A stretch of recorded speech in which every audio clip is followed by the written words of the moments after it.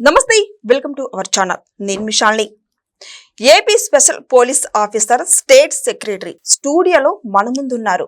అయితే ఏపీలో గత వైసీపీ హయాంలో ఉన్నప్పుడు మాఫియాలు స్కామ్లు జరుగుతూ వచ్చాయి కదా. సో ఈసారి ద్వారా ప్రజలకి తెలియజేయడానికి వచ్చారు. మనతో పాటు ఉన్నారు.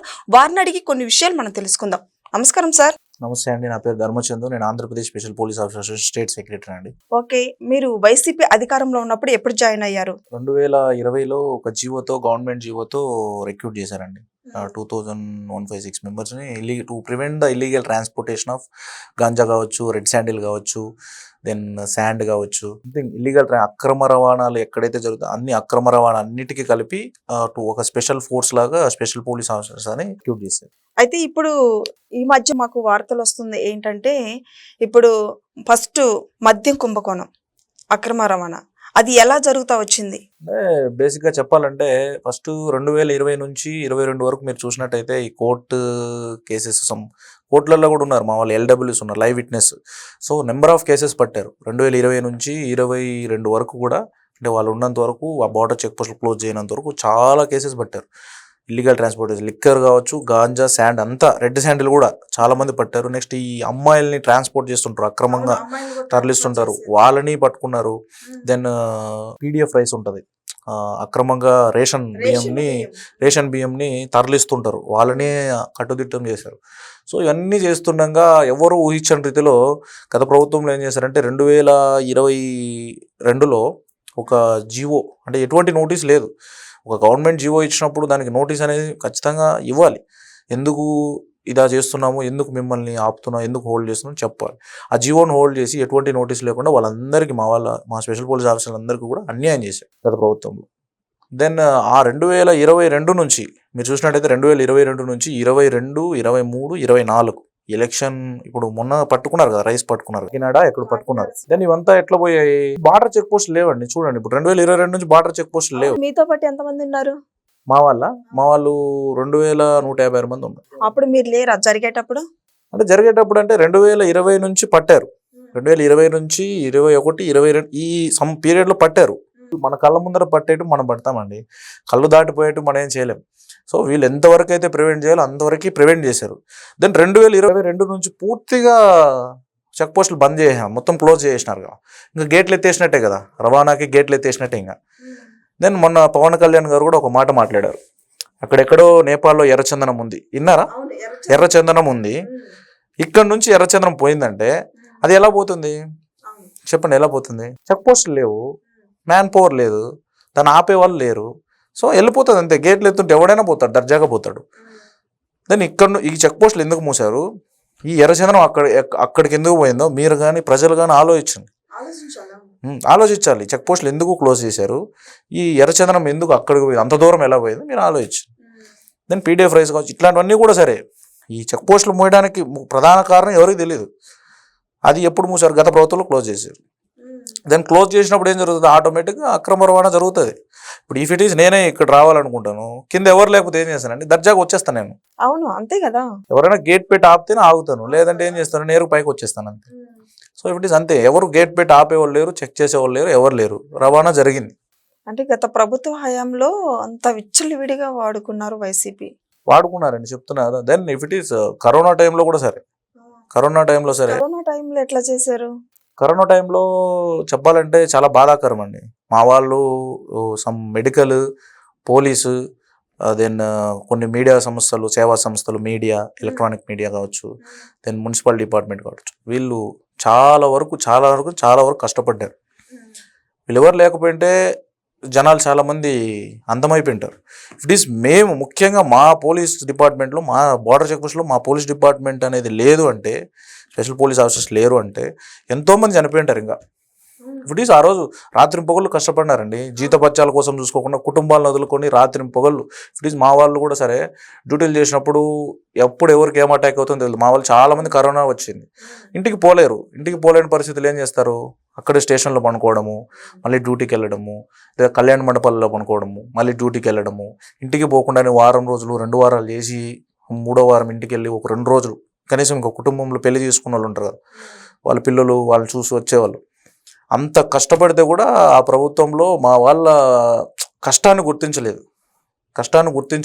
ఇంకోటి ఏమంటే అన్యాయంగా వాళ్ళందరూ కడుపు కొట్టినారు వాస్తవాన్ని చెప్పాలంటే. ఇట్లా జరుగుతూ ఉంటే మీరు పక్కన ఉండి అందరు మీతో పాటు ఒక 2000 మంది దాకా ఉన్నారన్నారు పోలీస్ ఆఫీసర్లు. సో వీళ్ళంతా మీరు సైలెంట్ అయిపోయి ఉన్నారా? సైలెంట్ అంటే ఇప్పుడు నేను చెప్తా చూడండి. ఇప్పుడు ఒక మాట అనేది ఇప్పుడు ఎవరైనా కూడా సరే ఒక మాట ఇచ్చినప్పుడు దాన్ని ఇది చేయాలి, నెరవేర్చాలి. నేనేమి ఇచ్చాను, నేను మాట ఇచ్చాను మీ అందరికి న్యాయం జరుగుతుంది, ఈ ప్రభుత్వం వచ్చినాక న్యాయం జరుగుతుంది అని మాట ఇచ్చాను. ఇఫ్ ఇట్ ఈస్ వాళ్ళు కూడా సరే సంథింగ్ ఈ ప్రాబ్లమ్స్, ఫినాన్షియల్ ప్రాబ్లమ్స్ అన్ని ఫేస్ చేస్తున్నారు, గవర్నమెంట్ కూడా చాలా వరకు ఫేస్ చేస్తున్నారు కదా. సో ఇంకా వాళ్ళు కూడా హామీ ఇస్తున్నారు. దెన్ పవన్ కళ్యాణ్ గారు కూడా మొన్న ఒక లెటర్ ఇవ్వడం జరిగింది. ఇది పవన్ కళ్యాణ్ గారు కూడా ఒక లెటర్ ఇచ్చారు డీజీపీ గారిని ఇది లెటర్ ఇచ్చారండి, డీజీ గారిని కన్సల్ట్ అవ్వండి మీకు జరుగుతుంది అని ఇచ్చారు. ఏమంటే మా వాళ్ళని ముత్త పుణ్యానికి ఏం తీసుకోలేదు. ఇఫ్ ఇట్ ఈస్ ఏదో వాళ్ళ గవర్నమెంట్కి వాడుకోవాలి లేదంటే మా వాళ్ళని చేత కానకుండా తీసుకోలేదు. ఇది గవర్నమెంట్ జీవో ఉంది, హోమ్ డిపార్ట్మెంట్ సర్వీస్ 2 నుంచి తీసుకున్నారు. గవర్నర్ ఆమోదం కూడా ఉంది, జీవో చూడండి, గవర్నర్ ఆమోదం ఉంది, ప్రిన్సిపల్ సెక్రటరీ నుంచి వచ్చింది. సో జీవో ప్రకారమే తీసుకున్నారు. కానీ వాళ్ళు ఎందుకు చేశారో అది ఊహకందకుండా చేశారు. ఆ గవర్నమెంట్లో అలా చేశారు. ఈ మద్యం కుంభకోణం ఎక్కడికెక్కడికి సరఫరా చేశారు, ఎట్లా చేశారు, అసలు ఆ మాఫియా ఎలా జరిగింది? చెప్తా చూడండి. ఇప్పుడు ఏదైనా కూడా సరే మద్యం అనేది హోల్డ్ చేసుకోండి చెప్తాను. ఏదైనా కూడా అక్రమ రవాణా అనేది ఎలా జరుగుతుందంటే ఒక స్టేట్ నుంచి, ఇప్పుడు మన స్టేట్లో ఏముంది, ఎక్కువ ఇసుక ఉంది, రెడ్ శాండిల్ ఉంది, రైస్ ఉంది, దెన్ ఈ లిక్కర్ కూడా సరే ఇఫ్ ఇట్ ఈస్ ఉంది. ఇలా అంటే మీరు మద్యం మాఫియానే అని అంటున్నారు కానీ అందరూ కూడా చాలా ఉన్నాయి. మద్యం కానీ, రెడ్ శాండిల్ కానీ, ఇసుక కానీ చాలా వరకు ఆ టైం పీరియడ్లో ఆ చెక్ పోస్టులు ఎప్పుడైతే హోల్డ్ చేశారో ఆ గవర్నమెంట్లో చాలా వరకు జరిగాయి. అంటే అదే టైంలోనే జరిగాయి ఈ మొత్తం, అంటే ఇసుక మాఫియా కానీ. ఇంకా అంతే కదండి. ఇప్పుడు ఈ గవర్నమెంట్ వచ్చి ఎన్ని రోజులు అయింది? 9 months అయిపోయింది. అంటే 9 months లో ఎట్లా అంత రైస్ ఎట్లా పోతుంది? వీళ్ళు ఏర్పాటు చేయాలి. ఈ గవర్నమెంట్ కూడా ఇప్పుడు ప్రపోజల్స్ ఏదో చేస్తున్నారు, ఖచ్చితంగా ఆ చెక్ పోస్టులు ఏర్పాటు చేయాలి, ఇంకా కట్టుదిట్టం చేయాలి. ఆ బోర్డర్లు కట్టుదిట్టం చేస్తే రాష్ట్రాన్ని ఇది చేసినట్టు. ఇప్పుడు ఇండియాలోకి టెర్రరిస్టులు రాకుండా ఉన్నారంటే దానికి కారణం ఏంది? బార్డర్ కట్టుదిట్టంగా ఉంచి ఒక ఫోర్స్ని ఏర్పాటు చేసి ఒక ప్రొటెక్షన్ అనేది ఇచ్చారు. దెన్ మన రాష్ట్రాన్ని కూడా కాపాడుకోవాలంటే ఆ చెక్ పోస్టులు అనేటివి కట్టుదిట్టం చేసి పెట్టాలి. ఫోర్స్ని పెట్టి మా స్పెషల్ పోలీస్ ఆఫీసర్ని ఎన్ఫోర్స్ చేసి అక్కడ పెట్టి ఇల్లీగల్ ట్రాన్స్పోర్టేషన్స్ ఏవైతే ఉన్నాయో అవన్నీ ఆపాలి. ఈ లిక్కర్ కూడా సరే ఇక్కడ నుంచి తీసుకుంటారు. ఇప్పుడు లిక్కర్ ఎట్లా జరుగుతుందంటే ఇక్కడ ఆంధ్రప్రదేశ్లో లిక్కరు ఏదేదో బ్రాండ్స్ వచ్చాయి, సంథింగ్ వచ్చాయి. అవన్నిటిని ఏం చేస్తారంటే సంథింగ్ ఇప్పుడు షాప్లో 3 bottles అంటారు. వాళ్ళకి సంబంధించిన వాళ్ళ అనుగుణం ఉండే వాళ్ళు ఏం చేస్తారు, వాళ్ళు వెళ్తాడు ఒక 10 cases తీసుకుంటాడు, అట్ ఏ టైంలో తీసుకుంటాడు. దెన్ తమిళనాడు బయట స్టేట్ నుంచి లిక్కర్ తీసుకుంటారు, ఇక్కడ ఇల్లీగల్గా చేస్తారు, సేలింగ్ చేస్తారు. అర్థమైందండి. ఇప్పుడు బయట స్టేట్లో తక్కువ ఉంటుంది, అది క్వాలిటీ ఉంటుందో ఉండదో, if it is other then అది మనకు సంబంధం ఉండదు, తెలియదు. అంటే క్వాలిటీ తక్కువ ఉందని చెప్పి చాలా మంది కూడా మరణించారు తాగిన తర్వాత అని కూడా మాకు వార్తలు కూడా వచ్చాయండి. అంటే జరిగిందండి, క్వాలిటీ కూడా అంటే మనకు అది అలవాటు లేదు చెప్తున్నాను, జనాలు చెప్పేది నేను వింటున్నాను. అది క్వాలిటీ లేకుండా అయితే జరిగింది, దెన్ లిక్కర్ కూడా సరే స్పిరిట్ లెవెల్స్ ఎక్కువ ఇచ్చేసారని కూడా తెలిసింది. అని దానివల్ల చాలామంది కూడా చనిపోయారు. అంటే లేట్ లక్షల మంది చనిపోయారు. ఈ కరోనా ఎఫెక్ట్ ఒకటి, దెన్ ఈ స్పిరిట్ సంథింగ్ జరిగి చాలామంది చనిపోయారు. ఈ మాఫియా అనేది కూడా ఎట్లా జరుగుతుందంటే ప్రభుత్వం అనేది కఠిన చర్యలు తీసుకుంటే అప్పట్లో 2022లో ఇలా చేయకుండా ఉంటే ఇలా మాఫియాలు ఈ మాఫియాలు ఎక్కడి నుంచి వస్తాయి? రావు. ఇసుక మాఫియా కావచ్చు, దెన్ లిక్కర్ మాఫియా కావచ్చు, ఇవంతా ఎక్కడి నుంచి పుట్టుకొస్తాయి? గవర్నమెంట్ ఒక కఠినమైన చర్య తీసుకుంటే వీళ్ళందరూ ఎక్కడొస్తారు? భయం ఉండాలి. అరే అక్కడ చెక్ పోస్ట్ ఉందిరా, మనం పోవాలంటే వాళ్ళు ఆపుతారా, పట్టుకుంటారా, మనం కేసు కడతారా, మనం లోపల వేస్తారని ఒక భయం ఉండాలి. కానీ ఆ భయాన్ని తీసేస్తారు గత ప్రభుత్వంలో. వాళ్ళకి రెక్కలు ఇచ్చారు, ఇంకా ఆ చెక్ పోస్టులు ఆపేసి వాళ్ళకి ఇంకా రెక్కలు ఇచ్చారు. అంటే వాళ్ళు ఏ ఉద్దేశంతో మూసినారో మనదే లేదు, కానీ వీళ్ళు ఏ ఉద్దేశంతో తీసుకుంటారు? అక్కడ ఏం లేదు, హ్యాపీగా పోవచ్చు అని దర్జాగా, వాళ్ళకి ఒక హైవే రోడ్ లాగా ఉంది, అంతే, దర్జాగా వెళ్ళిపోతారు. ఎవరు ఆపేవాళ్ళు లేరు. వాడు ఏం చేయాలనుకుంటే అది చేస్తాడు. అక్కడ నుంచి ఇక్కడ తెచ్చుకుంటాడు, ఇక్కడ నుంచి అక్కడికి ఎత్తుకుపోతాడు, ఇంకేమన్నా కూడా చేస్తాడు. రాష్ట్రాన్ని కూడా అమ్ముతాడు ఎత్తుకుపోయి. ఇంకొన్ని రోజులు పోతే అదే జరుగుతుంది. ఆ చెక్ పోస్టులు ఈ ఎన్ఫోర్స్మెంట్ లేకపోతే ఈ రాష్ట్రాన్ని ఎత్తుకుపోయి ఇంకో రాష్ట్రానికి అమ్ముతారు. ఆ రాష్ట్రంలో నుంచి ఇంకేమన్నా తెచ్చి కూడా ఈ రాష్ట్రంలో పెడతారు. నిజం జరుగుతుంది. ఎవరైనా అడిగే వాళ్ళు ఉండాలి కదండి.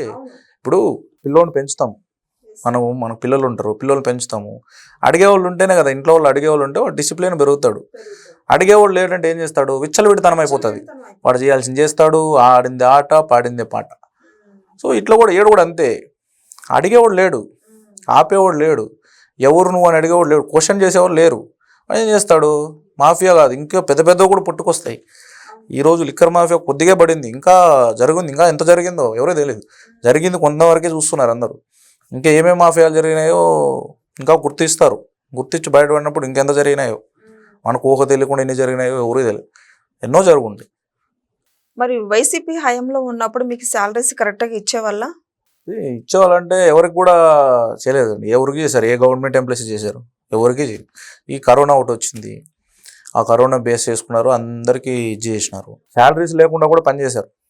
ఏమని చెప్పాలంటే కుటుంబాలను వదులుకొని శాలరీస్ లేకుండా రాత్రి అనక పగలనక కనీసం భోజనం పెట్టేవాళ్ళు లేరు, దిక్కు లేదు.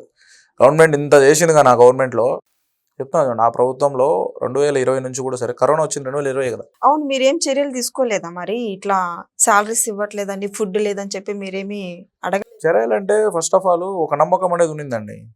ఫస్ట్లో నమ్మకం ఉన్నింది, కరోనా స్టార్టింగ్లో ఏదో నమ్మకం ఉన్నింది, చేస్తుందిలే, ఇస్తారులే, జరుగుతుందిలే, ప్రజల కోసమే కదా సేవ చేసేదని ఉన్నింది. ఇట్ ఈస్ ప్రజల కోసం సేవ చేసే మా వాళ్ళనే గుర్తించలేదు ఆ ప్రభుత్వంలో. ఇంకా ప్రజల్ని ఎట్లా గుర్తిస్తారనేది ఒక పాయింట్ అనేది మాకు అనిపించింది. ఇంక ఎట్లా అడుగుతాం, ప్రజలకేం జరుగుతుంది? ఇంకా సామాన్య ప్రజలుగా అడిగితే కూడా న్యాయం జరగదు. మాకే జరగలేదు, ఇంకా ప్రజలకి ఏం జరుగుతుంది? అయిపోయింది సీన్. అంటే ఆయనది ఫాల్ట్ ఉందో లేదో, ఇఫ్ ఇట్ ఈస్, దాన్ని నేను సర్టిఫై చేయలేను. అర్థం చేసుకోండి, ఇప్పుడు జగన్మోహన్ రెడ్డి గారి ఫాల్ట్ ఉందో లేదో నేను సర్టిఫై చేయలేను. అది ఆయన ప్రలోభాలు జరిగిందో, లేకపోతే పక్కనున్న వాళ్ళ ప్రలోభాలు జరిగిందో, ఆయనకి తెలిసి జరిగిందో, తెలియకుండా జరిగిందో, అదంతా ఇఫ్ ఇట్ ఈస్ తెలిసే జరుగుతుంది, తెలియకుండా జరగదు. కానీ ఆయన ప్రలోభం ఉందో లేదో, పక్కన వాళ్ళ బలవంతం సంథింగ్ ఏమున్నాయో తెలియదు. ఇట్ ఈస్ ఈ అక్రమ రవాణాకి అడ్డుకట్ట అనేది ఉన్నింది. ఆ అడ్డుకట్టను 2022లో కొట్టి తీసేసారు, ఆ గేట్లు ఎత్తేసారు. అన్నీ జరగాల్సినటువంటి జరిగినాయి. ఇంకా అవి కనిపెట్టాల్సిన ఇంకా చాలా ఉన్నాయి. అవి కనిపెడితే ఇంకా జనాలకు తెలుస్తుంది, ఇంకా చాలా వెళ్ళాయి. ఇట్లా జరుగుతూ వస్తుంది, కానీ మీరు ఒక్కరు కూడా సైలెంట్గా ఉన్నారు. నీ తర్వాత ఇంకెంతమంది ఉన్నారు, వాళ్ళందరూ కూడా సైలెంట్ అయిపోయి ఉన్నారు. అధికారంలో ఉన్నప్పుడు ఇట్లా విచ్చలవిడిగా ప్రజలకి ఏమి చేయకుండా ఇట్లా మొత్తం మాఫియా, లిక్కర్ కానీ, స్కామ్లు కానీ, మొత్తం ఇసుక మాఫియా కానించి మొత్తం ప్రజలకు చేసిందంటూ ఏం లేదు. బట్ మీకు తినటానికి కూడా లేదని మీరు చెప్తున్నారు, జీతాలు కూడా లేవని. ఇట్లా ఎన్ని ఇయర్స్ ఉన్నారు మీరు మరి? అండి 2022 వరకు ఉన్నాం. 2022లో మళ్ళీ రిలీజ్ చేశారు అమౌంట్. అంటే ఎంత కష్టాలు పడతారనేది చెప్పండి. ఇప్పుడు ఒక మనిషి, సగటు మనిషి కుటుంబాన్ని మామూలుగా కష్టపడాలంటేనే అతనికి సరైన వేతనం ఇవ్వాలి, కుటుంబాన్ని పోషించుకోవాలంటేనే. ఆ టైంలో పెళ్ళిళ్ళు చేసుకున్నారు, మా వాళ్ళు పెళ్ళిళ్ళు చేసుకున్నారు. పెళ్ళిళ్ళు చేసుకున్న వాళ్ళని డివర్స్ కూడా ఇవ్వడం జరిగింది. భార్యలు, నువ్వు ఉద్యోగం చేస్తున్నావు కదా అని పెళ్లి చేసుకున్నాను, నువ్వు గవర్నమెంట్ నీకు ఇట్లా నాకేం సంబంధము, నువ్వు మోసం చేసినావు నన్ను అని కూడా డివర్స్ ఇచ్చినారు. బెదిరింపులు జరుగుతున్నాయి, అన్నీ జరుగుతున్నాయి. అవమానాలు చాలా వరకు జరిగాయి, మా వాళ్ళకి అవమానాలు జరిగాయి. ఇది వదిలేసిపోయి వేరే వేరే వర్క్లు చూసుకుంటారు కదా, ఇంక వాళ్ళ కుటుంబం కోసం జరగాలంటే వేరే వర్క్ చూసుకోవాలి. ఉన్న వాళ్ళకి ఎవరేం వీళ్ళంతా ఏం కోటీశ్వర్లు కాదు. కోటీశ్వర్లు అంటే పోయి సాఫ్ట్వేర్లోనో లేదంటే ఇంకేదైనా ప్రైవేట్ మల్టీ కంపెనీస్లలో పోయి చేస్తుంటారు. ఏదో ప్రభుత్వం ఆదుకునింది కదా, ప్రభుత్వం ఒక నీడనిచ్చింది కదా అనుకున్నారు. కానీ అదే ప్రభుత్వము వెనకనే ఒక కత్తితో పొడి చేసింది. సింపుల్గా ఇచ్చింది, నీడనైతే ఇచ్చింది, ఒక చెట్టు కింద నిలబెట్టింది. అదే చెట్టును నెత్తి కూల్చి వాళ్ళని సమాప్తం చేసింది. అర్థమైంది మీకు చెప్పి? ఒక చెట్టు కింద నీడనిచ్చారు, కానీ అదే చెట్టుని పైన దోసి వాళ్ళందరినీ అంతం చేసినారు. ఇంకా లెక్క చెప్పాలంటే అంతే కదా, వాళ్ళ ప్రాణాలు వాళ్ళని కడుపు కొట్టినారు నిజం చెప్పాలంటే. అట్లా ఏపీ ప్రజలు మొత్తం అలా మోసం చేసినట్టే కదండి. ఏపీ ప్రజలంటే ఇంకా వాళ్ళ వాళ్ళ ఆవేదనలు బట్టి ఉంటాయండి. ఎంతోమందికి ఏవో జరుగుంటాయి, చాలా వరకు జరుగుంటాయి. ఎందుకంటే ఫస్ట్ ఆఫ్ ఆల్ ఈ అక్రమ రవాణా ఆపితే సగం రాష్ట్రాన్ని బాగుపరిచినట్టే. నిజం, సగం రాష్ట్రాన్ని బాగుపరిచినట్టే. అక్రమ రవాణా ఆగిందంటే సగం రాష్ట్రం బాగుపోయినట్టు. సెక్యూరిటీ లేకుండా ఎట్లా ఆగుతుందండి? సెక్యూరిటీ మొత్తం మీరే తీసేసారు. తీసేసినప్పుడు ఇంకెట్లా ఆగుతుంది? అది ఆగదు, వెళ్ళిపోతుంది. ఇంకా జరుగుతూనే ఉంటుంది, దానికి అడ్డుకట్టబడేంత వరకు అది పోతూనే ఉంటుంది. ఇప్పుడు ఇంకా ఎంతమంది, ఇప్పుడు ఇంకో లాజికల్గా చెప్పాలంటే అది ఎట్లుందంటే, అప్పట్లో కేసెస్ బట్టి ఈ కేసెస్లో దొరుకుతారు కదా ముద్దాయిలు కావచ్చు, వాళ్ళంతా 2020 నుంచి 22 వరకు చెప్తున్నా ఈ కాన్సెప్ట్ చెప్తారు. 2020 నుంచి 22 వరకు సమ్ కేసెస్లో బైండ్ ఓవర్ అవుతారు ముద్దాయిలు. ఈ లిక్కర్ కావచ్చు, శాండ్ కావచ్చు, గాంజా, ఇట్లా రెడ్ శాండ్, ఇట్లా పెద్ద పెద్ద కేసెస్లో పడతారు కదా ముద్దాయిలు. అప్పట్లో పట్టిన వాళ్ళు అప్పట్లో ఎట్లా తిరిగి, ఇప్పుడు కూడా సరే రోడ్లలో ఎట్లా తిరుగుతారంటే సంథింగ్ వాళ్ళు పెద్ద పెద్ద కార్లలో, ఆడి కార్లలో గోల్డ్ చైన్లు, బంగారు ఇంత వేసుకొని తిరుగుతున్నారు. పట్టిన మా వాళ్ళు రోడ్ల మీద బతుకులేకనే అట్లా చేశారు. నమ్ముకొని నమ్ముకున్నందుకు వెన్నుపోటే బాగా వేశారు. ఇట్ ఈస్ ఈ గవర్నమెంట్ ఏర్పడక ముందు, కుటుంబ ప్రభుత్వం ఏర్పడక ముందు చంద్రబాబు గారు కూడా హామీ ఇవ్వడం జరిగింది. స్పెషల్ పోలీస్ ఆఫీసర్స్కి అండగా ఉంటామని ఇచ్చారు.